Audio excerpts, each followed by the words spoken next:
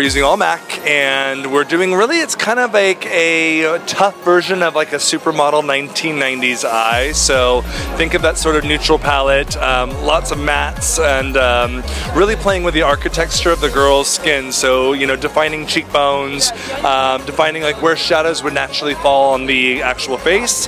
So we're using these two MAC products in particular to create a kind of cool dimension to the skin, adding highlights, and then we're using taupes underneath for MAC to create cheekbones. And then really there's a kind of interesting separation of the eyes. So it starts off sort of neutral in here and neutral on the outside, but then we're leaving the center kind of blank. So it's where the shadows would naturally fall, like sort of if like someone were lit from overhead.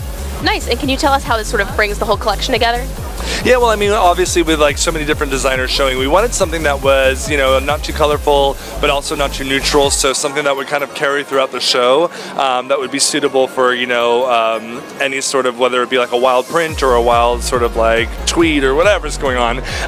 Also the whites or the blacks or whatever. So we wanted to stay in the neutral family, and so we played more with lighting and structure and architecture rather than playing with color.